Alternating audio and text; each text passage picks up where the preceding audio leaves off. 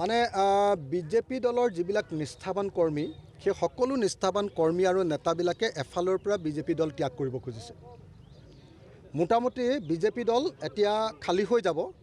অকল চিণ্ডিকেট কৰা মাষ্টৰকেইটা, একেবাৰে ২ নম্বৰী কৰা যিকেইটা ৰাজনীতিক, একেবাৰে মানে বদমাছ মানুহকেইটাহে আৰু বিজেপি দলত থাকিবগৈ।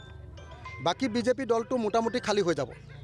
যিমানবিলাকে মানে আগৰ কংগ্ৰেছ দলৰ দুঃশাসনৰ কুশাসনৰ কংগ্ৰেছ দলৰ দুৰ্নীতিৰ বিৰুদ্ধে যিবিলাক মানুহে বিজেপি কৰিবলৈ আহিছিলে, এটা আদৰ্শ লৈ বিজেপি কৰিবলৈ আহিছিলে যে আমি দুৰ্নীতিৰ বিৰুদ্ধে যুদ্ধ কৰিম আৰু ভাৰতবৰ্ষত এটা নতুন ৰাজনৈতিক দলক শক্তিশালী কৰিম, কংগ্ৰেছৰ বিকল্প লাগে বুলি যিবিলাকে আহিছিলে, অথচ তাৰ পাছত যেতিয়া বিজেপিয়ে শাসন কৰিলে আকৌ বিজেপিয়ে একেই কংগ্ৰেছতকৈ বেছি বেয়া কাম কৰিবলৈ আৰম্ভ কৰিলে। সেই কথাটোত যিবিলাকে অসন্তুষ্ট হৈছে সকলো বিজেপি কৰ্মীয়ে এতিয়া বিজেপি দল ত্যাগ কৰিবলৈ সাজু হৈছে।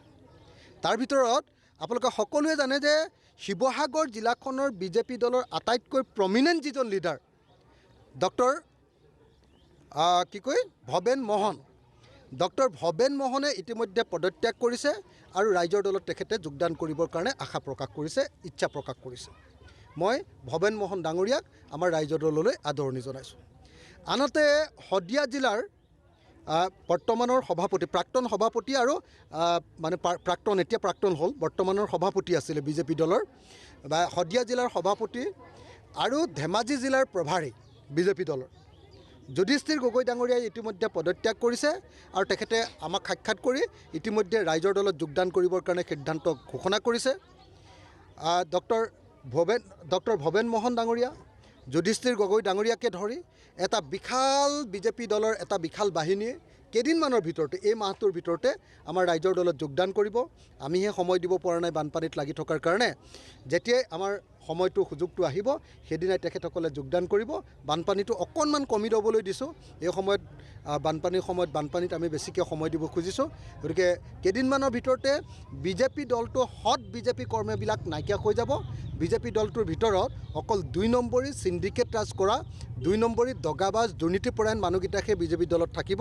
বাকী চব বিজেপি দল খালী কৰি দিব, বিজেপি দল চাফা হৈ যাব। বিশেষভাৱে উজনি অসমত আৰু বিজেপি দল নাথাকে।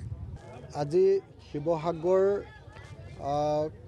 জিলাৰ পুৰণি আমগুৰি বিধানসভা সমষ্টিৰ অন্তৰ্ভুক্ত নামতি চাৰিআলি পঞ্চায়তত আজি শিৱসাগৰ জিলাৰ বহু সংখ্যক মানুহে ৰাইজৰ দলত যোগদান কৰে।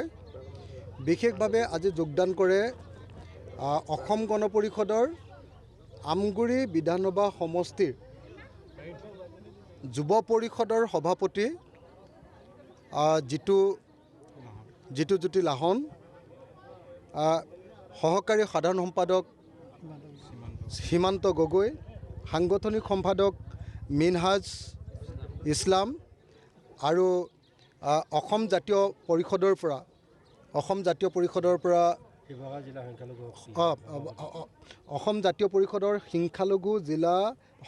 শিৱসাগৰ জিলা সংখ্যালঘু শক্তিৰ সভাপতি জাকিৰ হুছেইন, তেখেতকে ধৰি সৰ্বমুঠ প্ৰায় ৩০০ মান আজি প্ৰতিনিধিয়ে আমাৰ দলত যোগদান কৰে।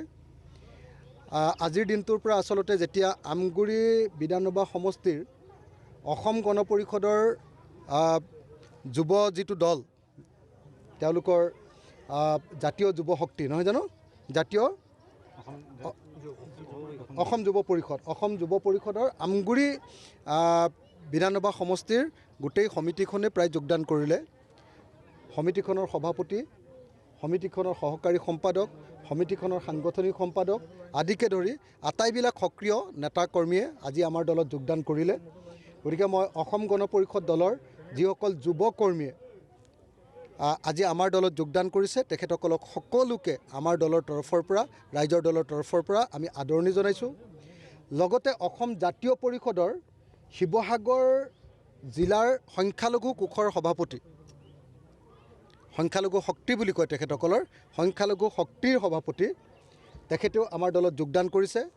গতিকে আজি অসম গণ পৰিষদ আৰু অসম জাতীয় পৰিষদৰ যিসকল নেতৃবৰ্গই আমাৰ দলত, ৰাইজৰ দলত যোগদান কৰিলে তেখেতসকলক সকলোকে আদৰণি জনাইছোঁ। তেখেতসকলৰ যোগদানে আমাৰ শিৱসাগৰ জিলাখনত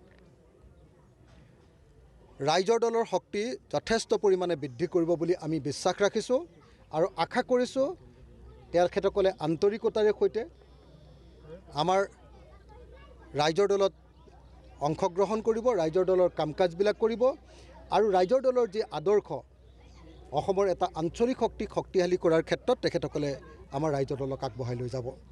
তাৰ উপৰিও আমি আজি দেখিবলৈ পালোঁ যে নামতি আলি পঞ্চায়তৰ প্ৰায় 300 পুৰুষ মহিলাই আজি আমাৰ দলত যোগদান কৰিলে। ক'বলৈ গ'লে গোটেই নামতিয়ালি পঞ্চায়তটোৱে আজি আমাৰ দলটোত যোগদান কৰিলে। গতিকে মই নামতিয়ালি পঞ্চায়তৰ সকলো মানুহক যিসকলে আজি ইয়াত যোগদান কৰিলে তেখেতসকলক ধন্যবাদ জ্ঞাপন কৰিছোঁ। তাৰ ভিতৰত কংগ্ৰেছ দলৰ ৱাৰ্ড কমিশ্যনাৰ, ইয়াৰ ৱাৰ্ড মেম্বাৰ, প্ৰাক্তন ৱাৰ্ড মেম্বাৰো আমাৰ দলত আজি যোগদান কৰিছে। গতিকে বিভিন্ন দলৰ পৰা অহা আৰু সাধাৰণ ৰাইজ তিনি শতাধিক ৰাইজে আজি এনেকৈ নামতিয়ালিত আমাৰ দলত যোগদান কৰাৰ কাৰণে সকলোকে আমাৰ দললৈ আদৰণি জনাইছোঁ আৰু আশা কৰিছোঁ যে অসমৰ উদীয়মান আঞ্চলিক ৰাজনৈতিক দল ৰাইজৰ দলক এখেতসকলে সকলোৱে শক্তিশালী কৰিব আৰু ভৱিষ্যতেও আমি আমাৰ দলটোক আগবঢ়াই লৈ যোৱাৰ ক্ষেত্ৰত তেখেতসকলে যথেষ্ট উদগনি যোগাব।